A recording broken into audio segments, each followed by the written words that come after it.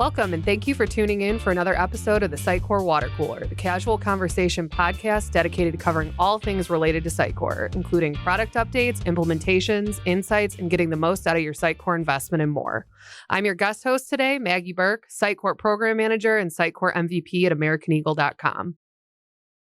For the fourth time in the last 5 years, AmericanEagle.com took home another victory in the annual Sitecore Hackathon event, a 24-hour coding extravaganza that results in over 90 teams around the globe competing to create a useful module using the latest and greatest with Sitecore. We are joined today by some of the members of our winning team, senior Sitecore architects Jeremy Haun and Alex Lentz, as well as Sitecore business analyst Casey Stanutz, who helped in the planning of this event. Jeremy, Alex, Casey, welcome to the water cooler. Thanks, Maggie. Thank you. All right. So you guys are some pretty seasoned veterans in the Sitecore space. So let's just start with some introductions from you guys today and your involvement in this community. Jeremy, do you want to kick us off? Sure. I came to AmericanEagle.com last summer. Previously worked at Sitecore. About 10 years of experience working with Sitecore at this point. Been to a few symposiums, which are always a good time. Just having fun building Sitecore websites and great stuff. Looking forward to the next challenge next year on Hackathon. Oh, yes, absolutely. Alex, how about yourself? Cool. Yeah, much like Jeremy, about 10 years of experience now with Sitecore, 8 of which have been with the American Eagle. So all good stuff. Great. And Casey, how about you? Yeah, about 7.5 years working with Sitecore, working on the back end, front end, just helping define requirements and making our product the best. Great. And another member we don't have with us today is Simon Dabrowski, a senior Sitecore developer on our team that was also paired with Jeremy and Alex to help build this winning module for Hackathon. All right. So I think we kind of covered a little bit about you guys and your experience in the Sitecore space, but let's talk a little bit about what is Hackathon and what is that event. So Hackathon's basically a community-driven event that runs for 24 hours that teams of 1 to 3 members are eligible to sign up for. So the goal of the event is to build and submit a Sitecore module that's best implementing one of the topics that the Hackathon organizing team releases. So this organizing team releases 3 categories or topics that the Hackathon teams then have to select from and build their module towards. Categories are released 1 hour before the event starts so that the teams can't really plan ahead for them. And then the teams have 24 hours to build their module and document its functionality for their submission. So one of the things that I think sets AmericanEagle.com apart from some of the other teams that kind of plan for this and why we continue to keep bringing in wins is some of the brainstorming sessions that we have ahead of time once the topics are released, because I think we really focus on client first and thinking about real life project issues that we're running into. So Casey, kind of want to take it over to you. Why don't you start off just explaining the strategy behind this event and how we kick things off? Yeah. Thanks, Maggie. So at the beginning, we all are in the same room. Some of us are remote. So we try and gather in the same room. We try and think about things like from the customer perspective, what really is going to help and maybe something that we could use for some of our projects and daily life. But we all get together. We start with some whiteboarding in terms of when the initial topics come out, we start whiteboarding. We start coming up with a whole slew of ideas that may fit into each category. And then we really, then we start to narrow down and focus of working with the internal teams of 3, what fits between each of the team members and what they're passionate about. And we like to line those things up with what they're passionate about, what's going to help our customers or what's going to help our clients first and foremost, and then how that leads into what we end up implementing and building. Great. And what will be fun to build too. Yes, exactly. What's going to be the most fun to build? And I think, again, it just goes back to thinking about it from a client perspective. And we really think about it from, projects that we faced, client issues that we understand, or just things that we know clients are going to kind of face down the road, so that they're things that we can kind of build on at a later date.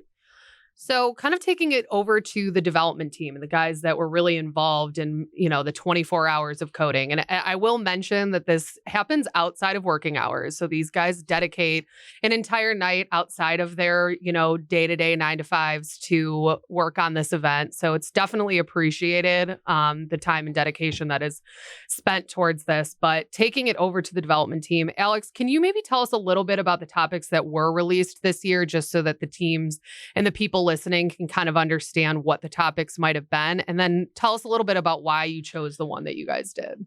Yeah. So, like I'm sure everybody knows, there were 3 categories this year. The first one was Best Enhancement to SXA Headless. Second one was Best Enhancement to XM Cloud. And the third one was Best Migration Module to move from XP to XM Cloud. Mm-hmm. And like you talked about, it kind of comes down to how do we choose which category we're going to compete in.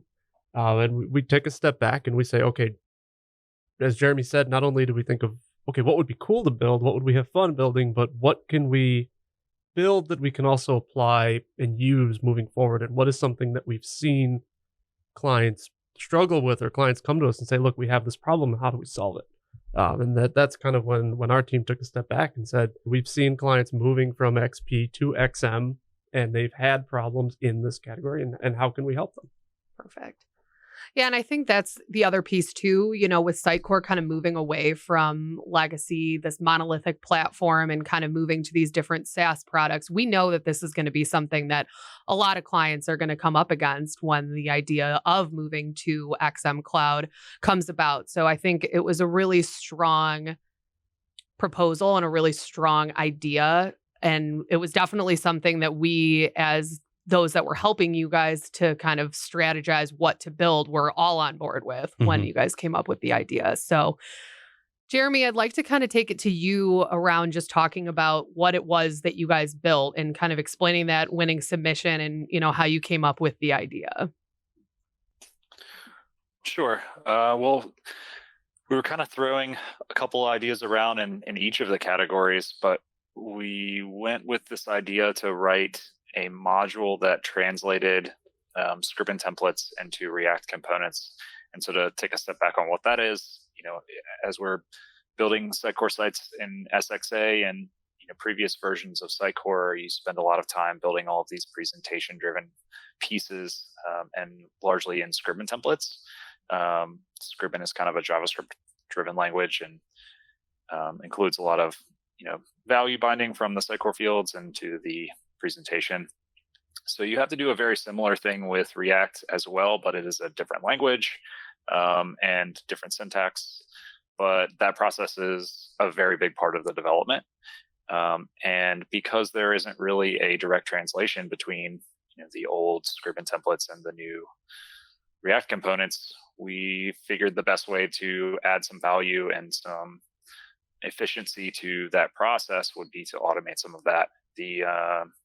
The structure of both the script and templates and the React components are fairly predictable for the most part. So it was a good candidate to do that translation, certainly within the time window that we had to deal with the 24 hours, but also just something that was manageable from a maintenance perspective, a long-term perspective, thinking about something that would actually be useful. And as Alex says, moving from XP to XM and Headless is definitely the hottest topic in the Sitecore community right now. So I think that added some weight to our decision to go with that category, migrating from SXA to Headless. Definitely something that we're all experiencing challenges around, and seeing real time, needs and ways to improve that process as we're working with our own customers and seeing what other people are facing around the market as well. Perfect.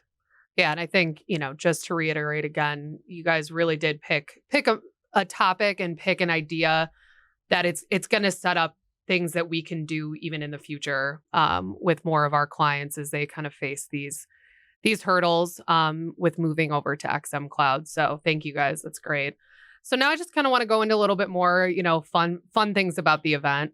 So does any of you guys have just kind of a favorite part of the event? Just kind of, I know, Alex, you've done this for a few years yourself. I know, Casey, you've helped out with a few and stuff. And Jeremy, this was, I believe, your first time doing hackathon event, but do any of you guys have anything that sticks out as your favorite part of the 24-hour experience?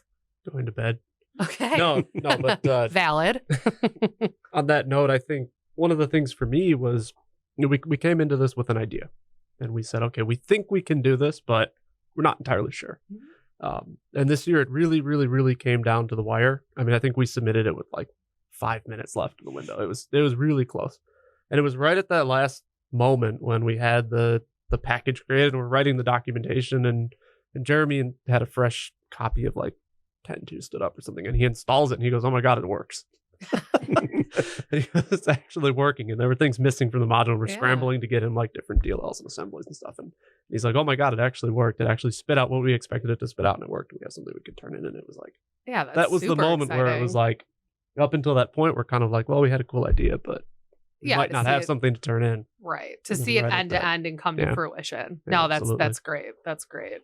That non-consequential deadline that, for work that we were doing on our own is a much less stressful deadline than we see with customer releases and things like that. So that was nice.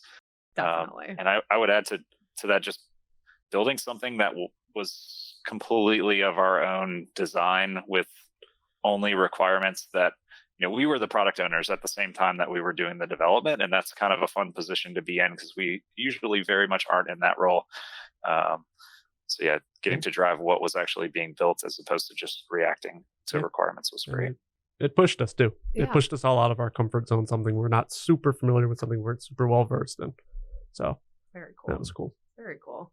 Anything from you, Casey? Yeah, I mean, to echo what these guys said, just being all together, having that group feel, group vibe, just have everyone kind of pitching in, helping out, and one team working together, working towards something that's going to be awesome and we can use moving forward. So great. We're going to get that on a t-shirt next year.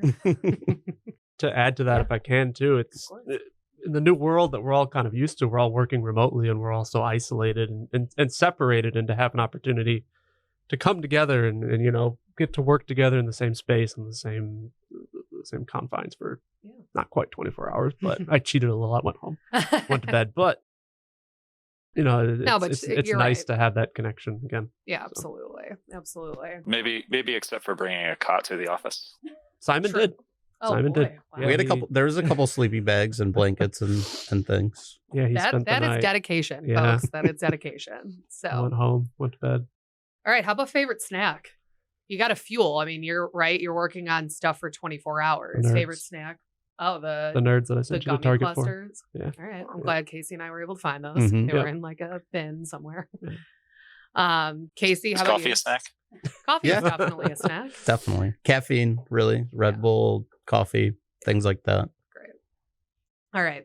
And just to kind of end things off, Casey and I had to come up with the names this year, and we definitely caught some flack for it. So if you guys had an opportunity to come up with a team name for next year, what would it be? Oh, I don't know. Just gotta throw one out that there. one. You just gotta throw one out there. I don't know if this is going to make the podcast or not, but I really was leaning towards, I forget who sings the song from a few years back, but all about that bass template. Oh, okay. That would be Megan Trainor. Yeah. That's it. There we go. Well, Jeremy, Alex, Casey, thank you all for joining us at the water cooler today. I look forward to collaborating with you guys in the future, and we hope to have you back on the water cooler again soon. Perfect. Thank you. Thanks, Maggie. Thanks again to Jeremy Haun, Alex Lentz, and Casey Stanutz for joining us today on the Sitecore Water Cooler Podcast. Casual conversation between colleagues and peers centered around all things Sitecore. I'm your guest host, Maggie Burke, and until next time we meet at the water cooler, be sure to subscribe to the Sitecore Water Cooler Podcast wherever you find your podcasts. This episode is brought to you by AmericanEagle.com Studios with special thanks to executive producers Renee Nelson, Julia Klepich, and Brian Winger.